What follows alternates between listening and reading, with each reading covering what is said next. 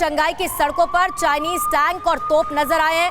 Shanghai की सड़कों पर चाइनीज आर्मी का ये मार्च, पीएलए का मिलिट्री ट्रांसपोर्ट एयरक्राफ्ट शंघाई पहुंच चुका है। तो इसी तरह की तैयारी हो रही है और ताइवान में मिलिट्री ऑपरेशंस की चीन की तैयारी लगभग पूरी हो चुकी है, जैसी तस्वीरें इस वक्त देखने को मिल रही हैं। सवाल यह है कि आखिर ताइवान को लेकर चीन की मंशा क्या है? क्या चीन की मंशा हमेशा से ये साफ थी और अब एक तरह से इसे ऑन ग्राउंड उतारने के लिए चीन की ये तैयारी है? 3 तस्वीरें इस वक्त आपके सामने हैं शंघाई की, जहां चाइनीज आर्मी को संगठित किया जा रहा है, शंघाई की सड़कों पर टैंक्स को ले जाया जा रहा है और एयरपोर्ट पर मिलिट्री ट्रांसपोर्ट एयरक्राफ्ट भी पहुंच चुका है।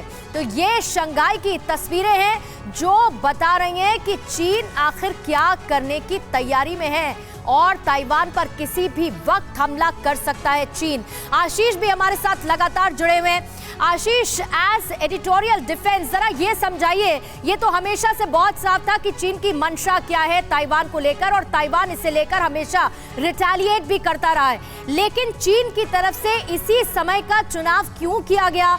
जरा ये भी बताइए, चीन की मंशा, चीन के मन में चल क्या रहा है? क्योंकि दूसरी तरफ रूस और यूक्रेन का युद्ध अपने चरम पर जा पहुंचा है और हर तरफ तबाही है।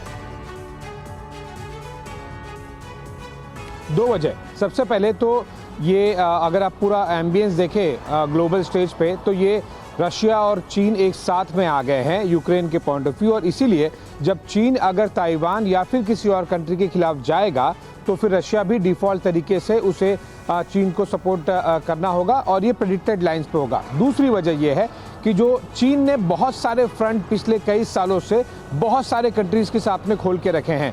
For example Japan, Philippines, Australia, India, Taiwan, सारे फ्रंट्स जो खुले हुए हैं, ये सारी कंट्रीज़ एक साथ में नहीं आ पाई हैं। वो किसी तरह से मल्टीलैटरल फोरम जैसे कि India, Japan, US, Australia quad के तौर पर आए हैं, फिर ऑकस के तौर पर वेस्टर्न और ऑस्ट्रेलियन कंट्रीज आए हैं, ऑस्ट्रेलिया आया है। लेकिन अगर आप देखें जो लिटोरल कंट्रीज हैं जिसके खिलाफ मेन चीन जाता रहा है, चाहे वो जापान हो, चाहे वो फिलीपींस हो, चाहे वो ताइवान हो, चाहे वो साउथ कोरिया हो, ये सब कंट्रीज एक साथ में नहीं आ पाए हैं और इससे चीन का उत्साह और बढ़ेगा कि अगर वो किसी एक कंट्री को कैप्चर करने की कोशिश करेगा तो कम से कम अभी तक तो ये सारी की सारी कंट्रीज एक साथ में चीन के खिलाफ नहीं उतर पाई हैं।